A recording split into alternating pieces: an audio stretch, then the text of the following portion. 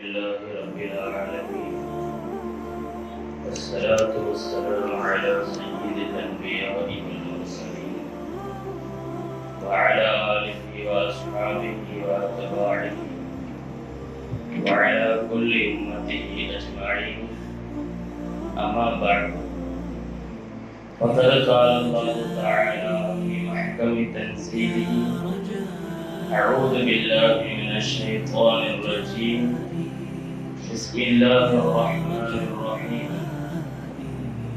إن مثل عيسى عند الله كمثل آدم خلقه من تراب ثم قال له كن فيكون وقال الله تعالى في مكان آخر أيضا وما قتلوه وما صلبوه ولكن شبه لهم صدق الله المولانا العظيم.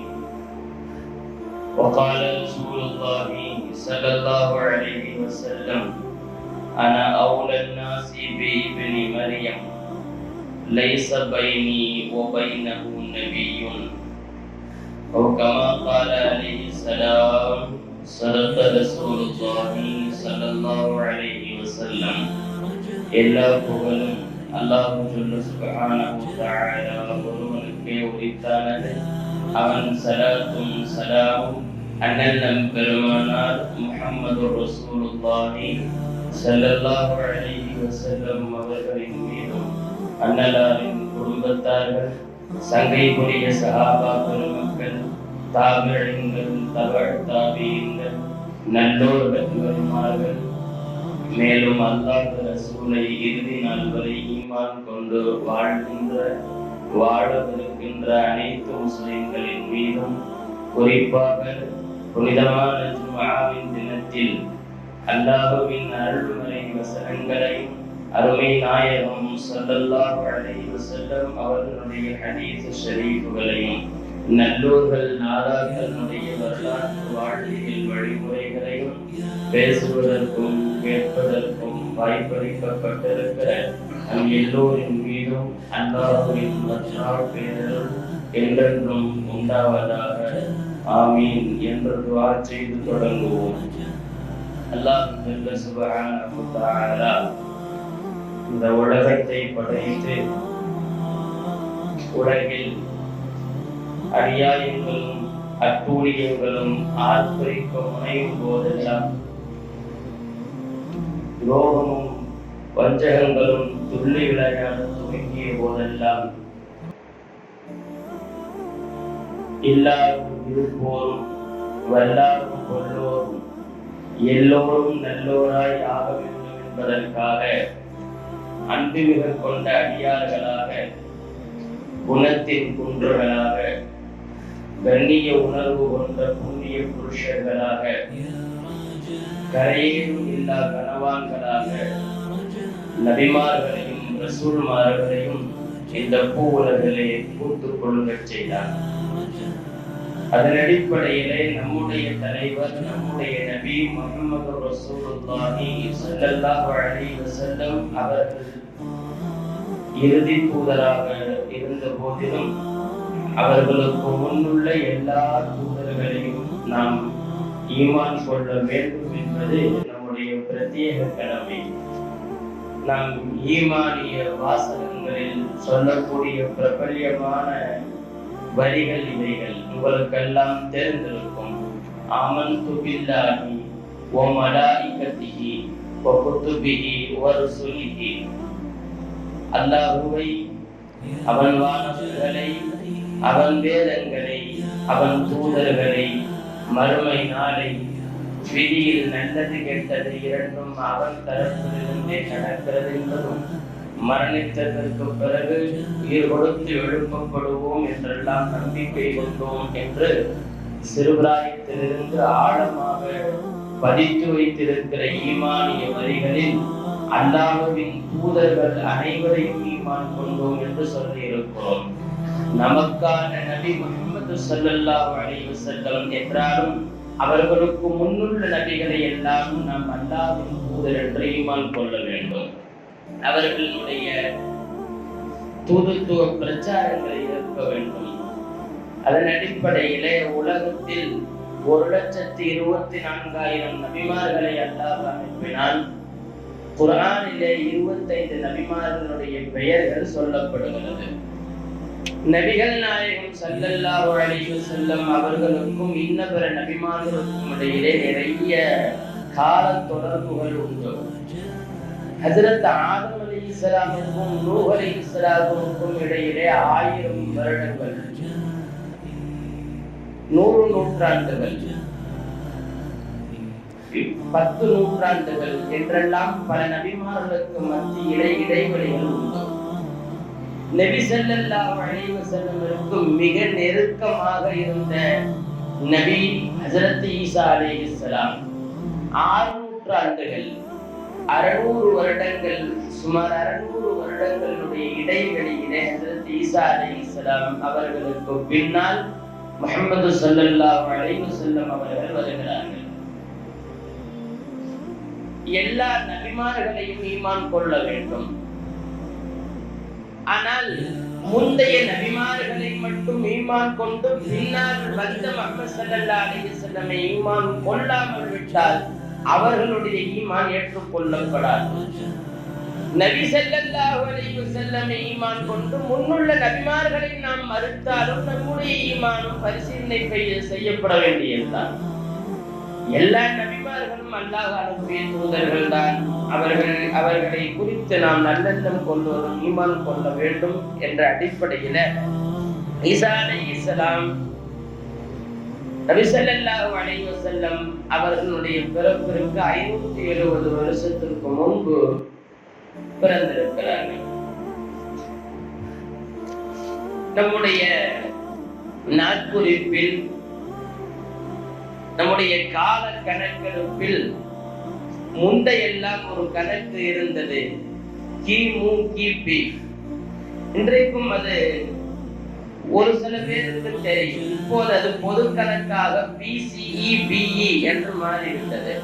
முன்னால் BCE CE என்று மாறிவிட்டது. முன்னால் பிஃபோர் கிறிஸ்ட் பிசி என்றுதான் இருக்கும், கிமு அல்லது கிபி இப்படி இருந்ததனுடைய பின்புலம் நமக்கு தெரியும். கிறிஸ்து பிறப்பதற்கு முன், கிறிஸ்து பிறந்ததற்கு பின்.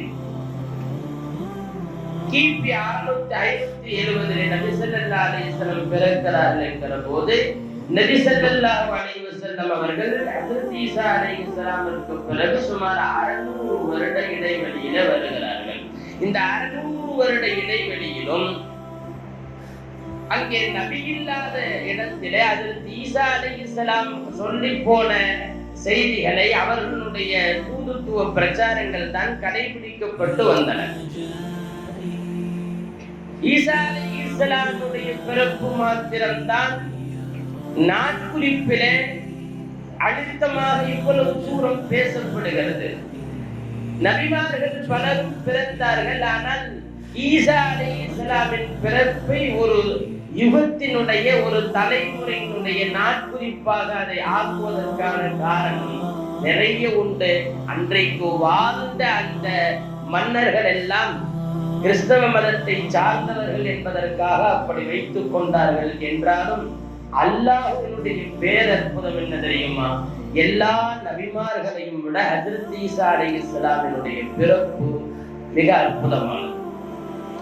குர்ஆன் சொல்லுகிறது, இன்ன மஸல ஈசா இன்தல்லாஹி கமஸலி ஆதம்.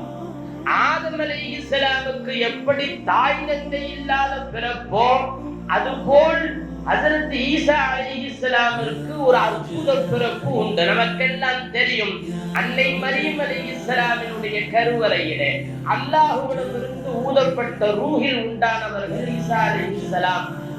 தகப்பனின் துணையின்றி பிறந்தவர்கள். இயல்பாக உலகத்தில் அல்லாஹ் வைத்திருக்கிற நீதிக்கு மாற்றமாக அவன் ஏற்படுத்தி காட்டிய அற்புதம் ஹஜ்ரத் ஈசா அலைஹிஸ்ஸலாமின் பிறப்பு. அவர்களுக்கு தந்தை இல்லை, ஆனால் தாயாரின் மூலம் அல்லாஹ்விடம் இருந்து வந்த உத்தரவின் பெயரில் பிறந்தவர்கள். இதற்காகவே அவர்களுக்கு சிறப்பு பெயர்கள் சில உண்டு. கலிமத்துல்லாஹ், ரூஹுல்லாஹ், அல் மசீஹ் என்றெல்லாம் சொல்லப்படும். ஹஜ்ரத் ஈசா அலைஹிஸ்ஸலாம் அல்லாஹ்வின் வார்த்தை என்பார்கள். அல்லாஹ் ஆகுன்னு சொன்னா ஆனது.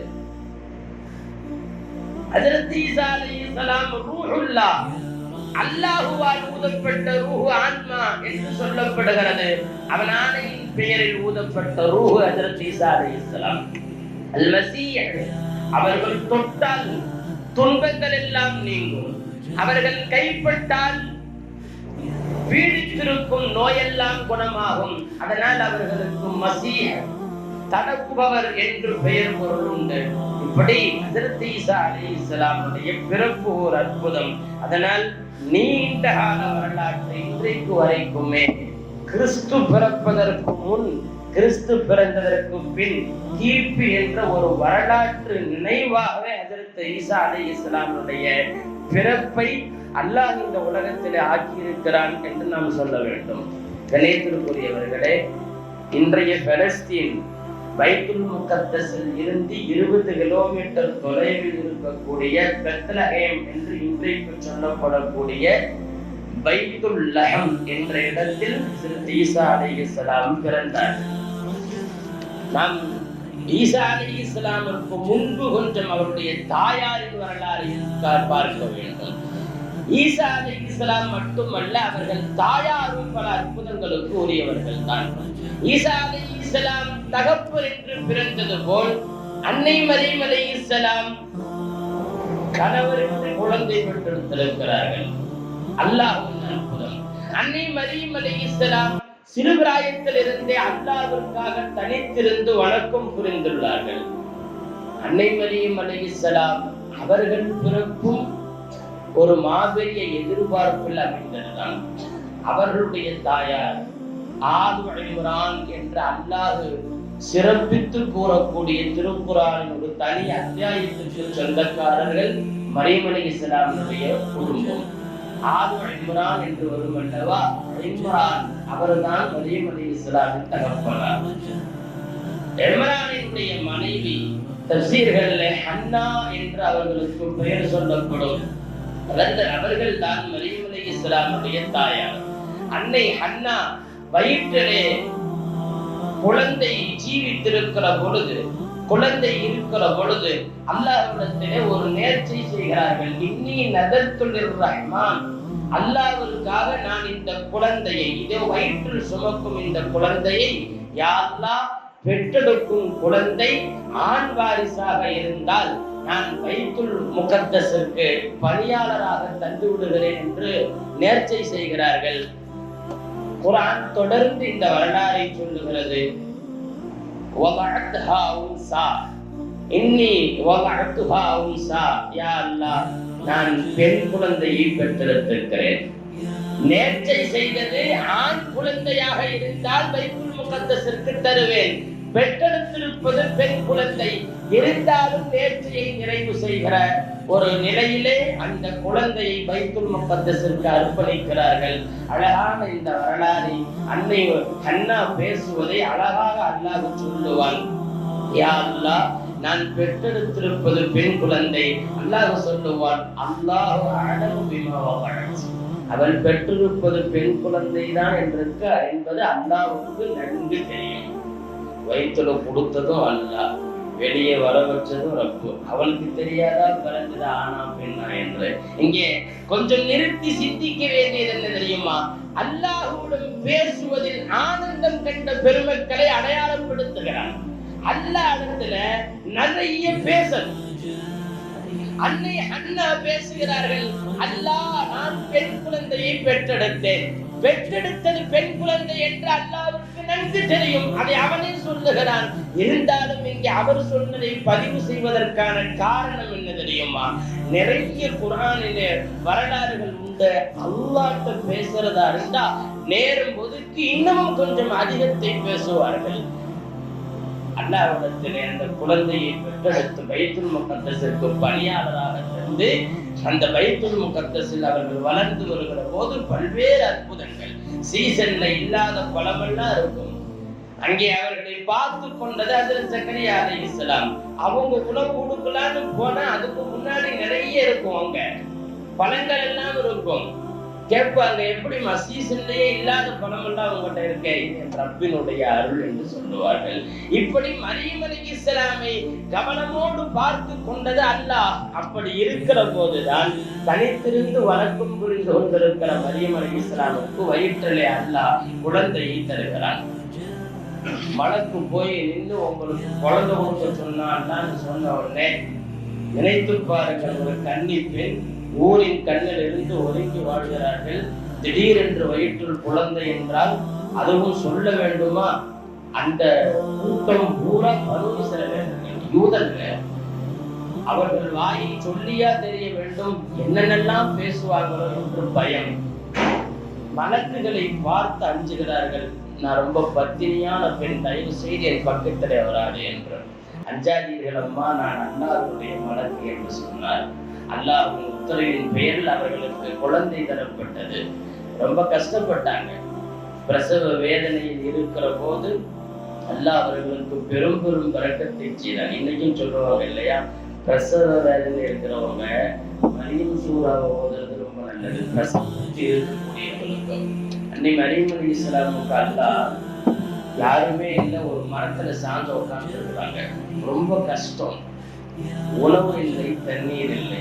அல்லாஹ் சொன்னா உங்க காலை அடிங்கன்னா, இப்ப போட்டு ஊரே மண்ணாகி லாரி பைப்பா இறக்குனாலும் சீக்கிரம் வரமாட்டேங்குது தண்ணி. அதுவும் நம்ம அவசியம்.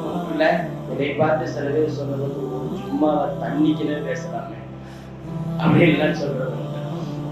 தண்ணி பிரச்சனை கொஞ்சம் அதிகமா இருக்கிற மாதிரி கேள்விப்படுறோம். வைப்பு இறக்குனாலும் வரமாட்டேங்குது தண்ணி. ஆக பஞ்சத்தில் ஹஜ்ரத் மரியம் அலைஹிஸ்ஸலாம் உட்கார்ந்து இருக்கிற இடம் பாலைவன பிரதேசம். அல்லாஹ் சொல்றா, உங்க காலை அடிங்க. நல்லா யோசிங்க, பொம்பளையே பலவீனமானவங்க, அதுலயும் குறிப்பா கர்ப்பமா இருக்கிற பொம்பளை ரொம்ப பலவீனமானவங்க இல்லையா? கர்ப்பிணியான பலவீன பெண்ணிடத்துல அல்லாஹ் சொன்ன காலை அடிங்க தண்ணி வரும்னா, அவங்க காலை தூக்கி அப்படி ரொம்ப ஏற்கனவே முடியாம இருக்கிறாங்க இல்லையா, அடிச்சாங்க. அங்கிருந்து தண்ணீர் வந்தது, அவர்கள் குடித்தார்கள். சாஞ்சு உட்கார்ந்து இருக்கிற மரத்தை பிடிச்சு லைட்டா குடுக்குங்கன்னு சொன்னாங்க. இதெல்லாம் குர்ஆன்ல வரக்கூடிய செய்தி. அவர்கள் குலுக்கினார்கள், மேலிருந்து பேரித்தங்கனிகள் விழுந்தது, அவைகளை உண்டார்கள். அல்லாஹ் அவர்களுக்கு சிறப்பான முறையிலே குழந்தையை கொடுத்தான். அல்லாஹ்வுடைய ஆதரவை அடுத்து குழந்தையை எடுத்து ஊருக்குள்ள போகணும். மரியம் அலைஹிஸ்ஸலாம் தயங்குகிறார்கள். ரப்பே, என்ன சொல்லுவார்கள் என்று எனக்கு தெரியாது, உள்ள போங்க, எதுவுமே பேசாதீங்கன்னு கையில் குழந்தையோடு போகிறார்கள். எதுவுமே சொல்லவில்லை. ஊரே காரி உமிழ்கிறது, வாரி இருக்கிறது அவர்கள் மீது அழுக்காற்றை. மரியம் அலைஹிஸ்ஸலாம் பேசவே இல்லை. அல்லாஹ் செஞ்ச அற்புதம் உங்களுக்கு தெரியும். ஹஜ்ரத் ஈசா அலைஹிஸ்ஸலாம் பிறந்திருக்கிற கை குழந்தை, பால் குடிக்கும் குழந்தை. அவர்கள் சொன்னார்கள்,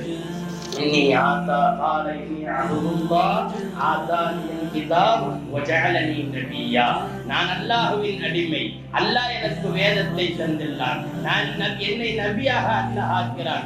வஜஅலனி முபாரக்கன் ஐனமா குன்து, நான் எங்கிருந்தாலும் அங்கே பரக்கத்து வந்து சேரும். வஅௌசானி பிஸ்ஸலாத்தி வஸ்ஸகா, கையில் இருக்கும் பச்சை குழந்தை சொல்லுகிறது, என்னிடத்தில் அல்லாஹ் தொழுகையையும் ஜக்காத்தையும் முறையாக பேணிவா என்று சொன்னான்.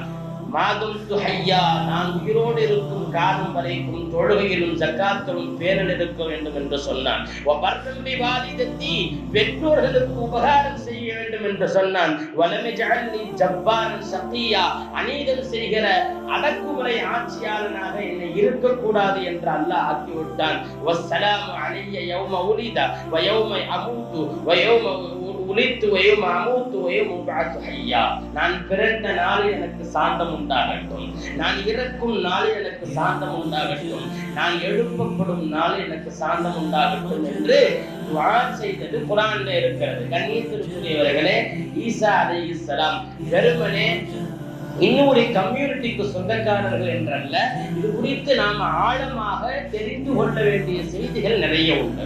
ஈசா அலைஹிஸ்ஸலாமுடைய பிறப்பு அற்புதம், அவர்கள் வாழ்க்கை அற்புதம்.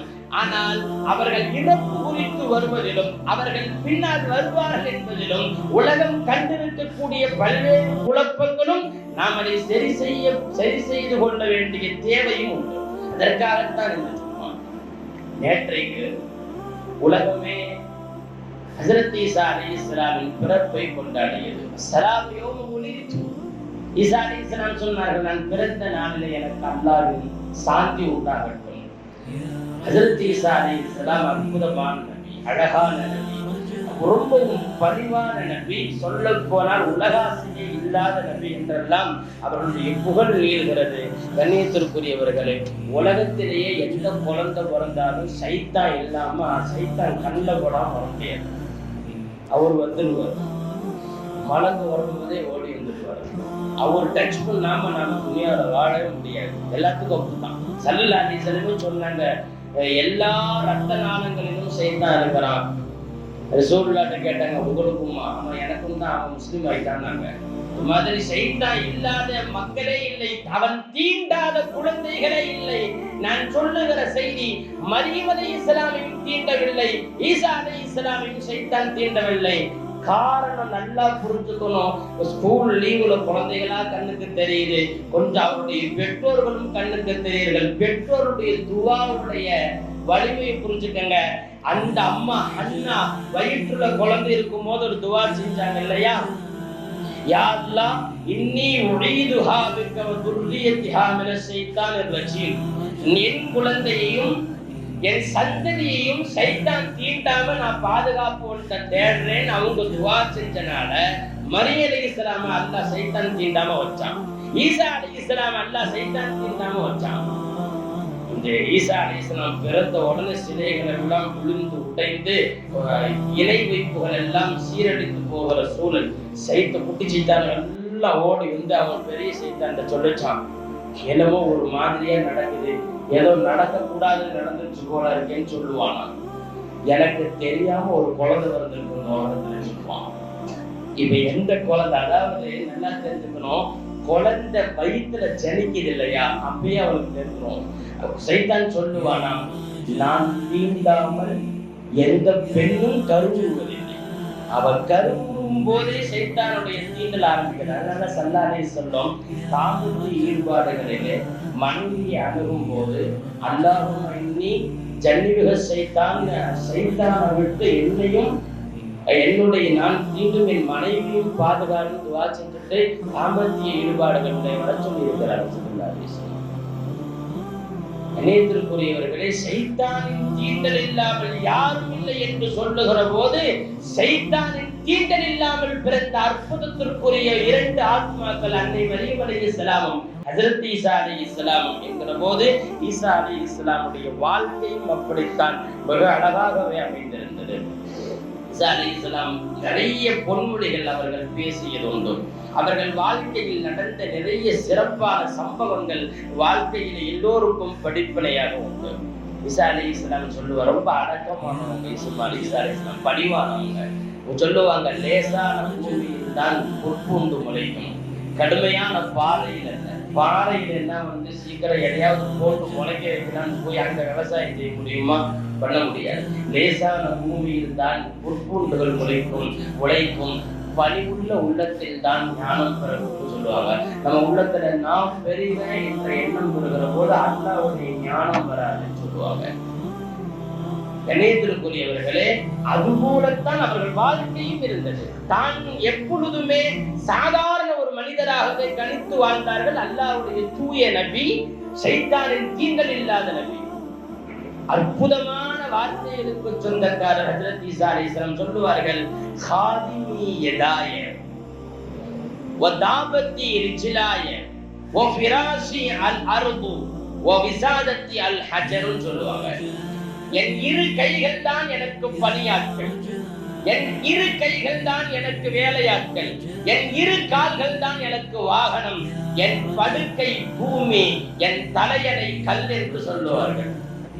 வரலாறுகளில் சில இடங்களில் வருகிறது, ஈசா அலைஹிஸ்ஸலாம் தலகாணி வச்சு படுத்ததே இந்த துணியால வாழ்ற காலம் வரைக்கும். கண்ணியத்திற்குரியவர்களே, ஈசா அலைஹிஸ்ஸலாம் அற்புதமான பிறப்பு மட்டுமல்ல, அற்புத வாழ்க்கைக்கு சொந்தக்காரர்கள். அவர்களுடைய வாழ்க்கையும் நாம் தெரிந்து கொள்ள வேண்டும். ஈசா அலைஹிஸ்ஸலாம் முன்னாடி அவங்க போயிட்டு இருக்கும்போது ஒருத்தர் திருடுறான்.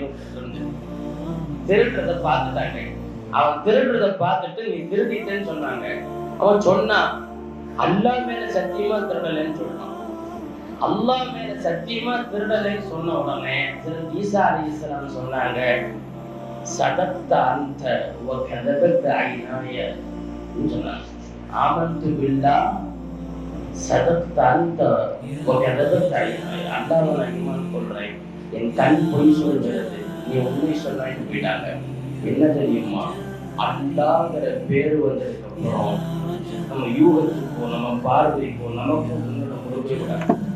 நம்ம பொய்யே சொன்னாலும் அல்லாஹ் மேல சத்தியம் சொல்லிட்டாங்க இல்லையா, எங்க அல்லாஹ்வை நிப்பாட்டினானோ அந்த இடத்துல நமக்கு வேலையே ஆமன்து பில்லாஹ், நான் அல்லாஹ்வை ஈமான் கொண்டேன், கதபத் ஐனாய, என் கை பொய் சொல்லுகிறது என்று சொல்லிவிட்டு நகர்ந்தார்கள். அல்லாஹ்வின் மீது அதீத அன்பும் பாசமும் உச்சகட்ட ஆழமான ஈமானுக்கும் சொந்தக்காரர் ஹஜ்ரத் ஈசா அலைஹிஸ்ஸலாம் என்று பார்க்கிறோம். கண்ணியத்திற்குரியவர்களே, இங்கு மாணவர்கள் அரையாண்டு பரீட்சை லீவுல நிரம்பி இருக்கிற நேரத்தில் பெற்றோர்களுக்கு நான் சொல்லுகிற இன்னொரு செய்தியும் உண்டு. ஈசா அலைஹிஸ்ஸலாம் ஒரு கபரை கடந்து போறாங்க. அந்த கபூர்ல ஒரு ஆளுக்கு அதாபு நடக்குது. கொஞ்ச நாள் கழிச்சு அதே வழியா போகும்போது அந்த கபூர்ல அதாபு இல்லாம சொர்க்கத்துல அந்த ஆள் இருந்து பார்க்கிறாங்க. அல்லாஹ்விடத்துல கேட்கிறாங்க, ரப்பே, கொஞ்ச நாளைக்கு முன்னாடி இந்த கபூர்ல உள்ளவனுக்கு அதாபு நடந்தது, இப்போது அவன் சொர்க்கத்தில் இருப்பதை நான் காண்கிறேன், என்ன ஆச்சுன்னோட அந்த ஆளு மௌத்தாகும் போது அவங்க மனைவி நிறைமாத கர்ப்பிணி. அந்த பெண் குழந்தை பெற்று கொஞ்ச காலத்துக்கு முன்னாடி அந்த குழந்தைய ஓத விட்டுச்சு. அந்த குழந்தை பிஸ்மில்லாஹிர் ரஹ்மானிர் ரஹீம் ஓத தொடங்குச்சு இல்லையா, அந்த வார்த்தைக்காக அவருடைய அதாப குறைச்சு சொர்க்க அனுப்பிச்சுட்டேன்னு நான் சொன்னாங்க. கண்ணியத்திற்குரியவர்களே, கபருக்கு போனாலும் உங்கள் குழந்தை மார்க்க கல்வி படிக்கும் ஒரு பிஸ்மில்லாவிற்காக உங்களுக்கு சொர்க்கம் கிடைக்கலாம். உங்கள் குழந்தை சொல்லும் பிஸ்மில்லாவால் அல்லாஹ் உங்கள் அந்தஸ்தை மன்னரையிலும் மறுமையிலும் உயர்த்தலாம். நன்கு தெரிந்து கொள்ளுங்கள், ஐவேளை தொழுகையும் அல்லாஹ்வின் அச்சமும் அல் குர்ஆன் போதமும் உங்கள் குழந்தைகள் வாழ்க்கையில் இருக்கிற வரைக்கும் நீங்கள் ஈருலகிலும் தலை நிமிர்ந்து வாழும் தகுதியை அல்லாஹ் தந்து விடுவார். உங்களுக்கு மன்னரையில சேமிக்கணுமா, உங்கள் குழந்தைகளை அப்படி வளருங்கள். உங்கள் துனியாவுக்கு நீங்கள் சம்பாதித்து சேமித்து வையுங்கள். உங்கள் மன்னரைக்கும் மறுமைக்குமான ஒரே விதை குழந்தை தான். அந்த குழந்தைகளை பக்குவமாக கையாண்டு தேவையான அல்லாஹ் ரசூலை கொடுத்து ஐவேளை தொழுகைக்கு அனுப்பி வைத்து குர்ஆன் ஓதி கொடுக்கிறீர்கள் என்றால் குறித்து வைத்துக் கொள்ளுங்கள், அல்லாஹ் உங்களுக்கு அற்புதமான நிலையை மன்னரையிலும் மறுமையிலும் தருவார். பிஸ்மில்லாஹ் சொன்னதின் காரணத்தால் அதாபுகள் எல்லாம் போய் சொர்க்கம் போகிற நிலை வந்திருக்கிறது என்றால் ஒரு நபி சொல்கிறார், அன்னை ஹஜ்ரத் ஈசா அலைஹிஸ்ஸலாம் சொல்கிறார், நான் சமீபமாக காலமாக இந்த பசங்களோட எல்லாம் சேர்ந்தவர்களை ஒன்றிணைத்து விளையாடுறதுக்கெல்லாம் கூட்டு போறது உண்டு. நான் சொன்ன நோக்கமே அதுதான். ஐவேளை தொழுகையை பிஞ்சிலிருந்தே உங்களுக்கு கற்பிக்க வேண்டும் என்ற எண்ணம் தான்.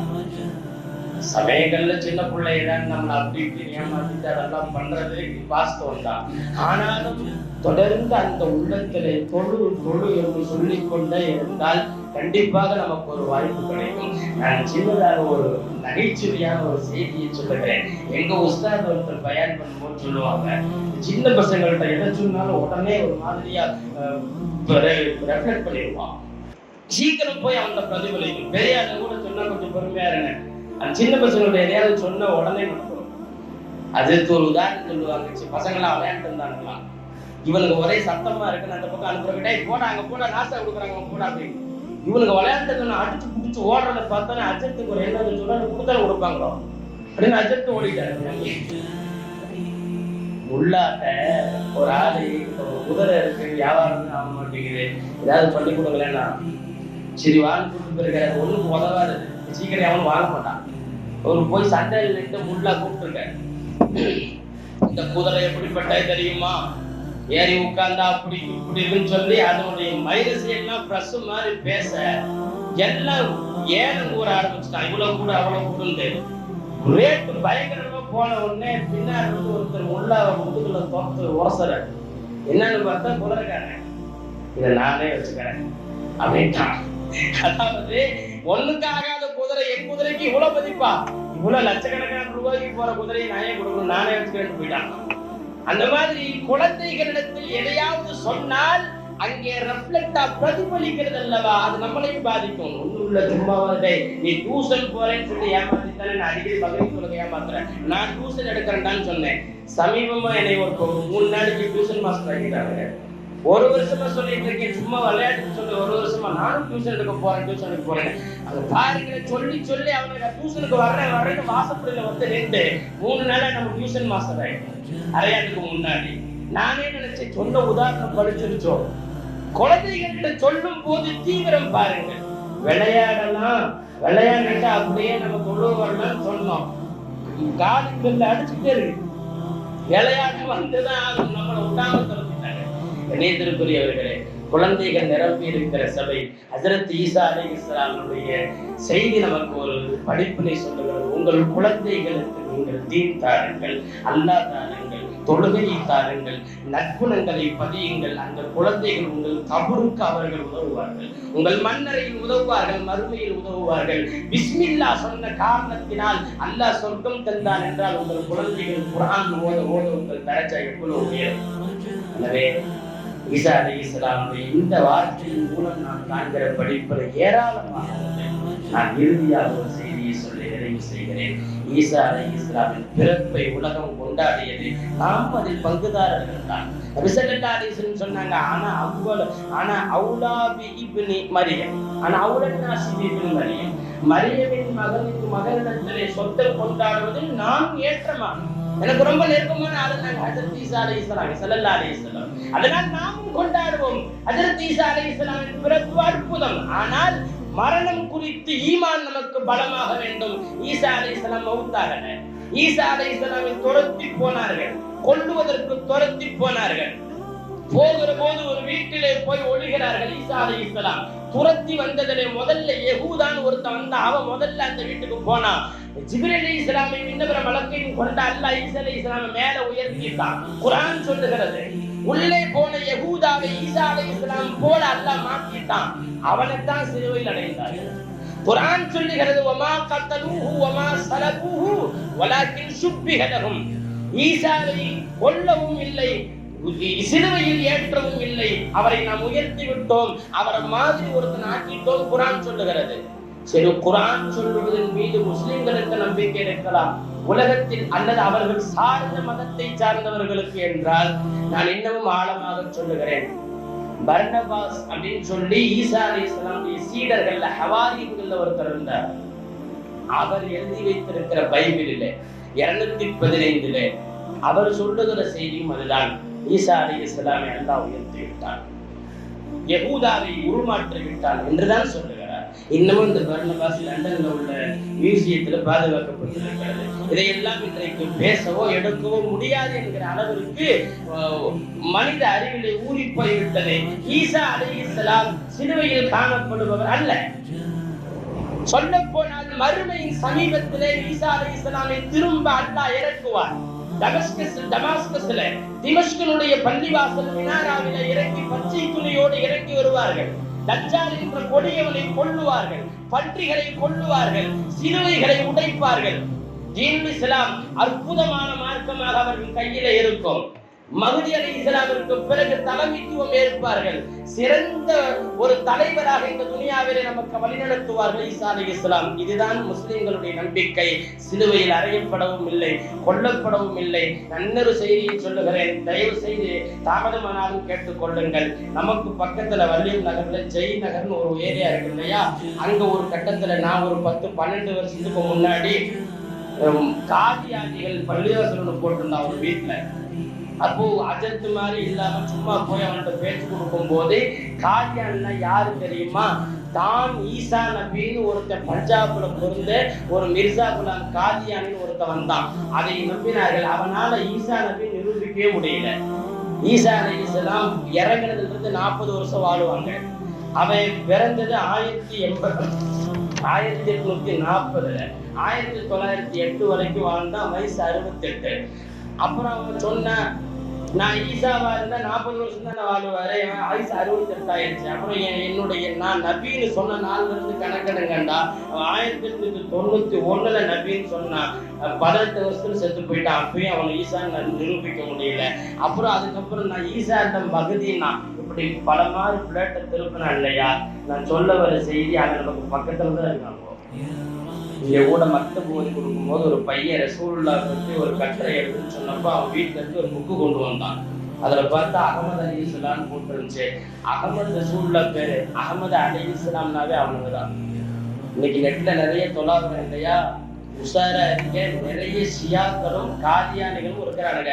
அந்த ஹதீஸை எவன் அறிவிக்கிறான்னு நமக்கு தெரியாது. அது ஹதீஸா அல்லது வேற எதுவுமான நம்மளால நெட்டெல்லாம் கண்டுபிடிக்கணும். அதனாலதான் ஆலிம்கள்ட்ட வரணும்.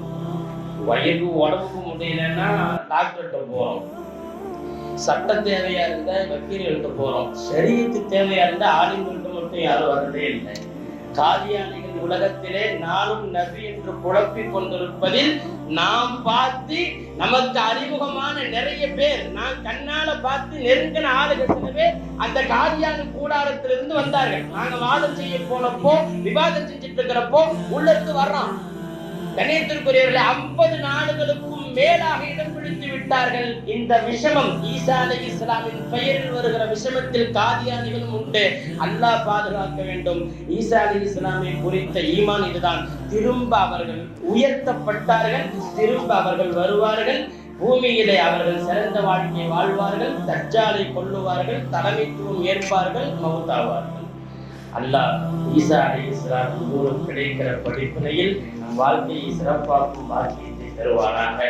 அனைத்து நபிமார்களும் போதித்த அல்லாஹ்வின் சிந்தனைகளை வாழ்வில் ஏற்றி வாழும் பாக்கியத்தை அல்லாஹ் உங்களுக்கும் எனக்கும் உங்களுக்கும் தந்தல் உரிவானாக என்று துஆ செய்து நிறைவு செய்கிறேன். அஸ்ஸலாமு அலைக்கும் வரஹ்மத்துல்லாஹி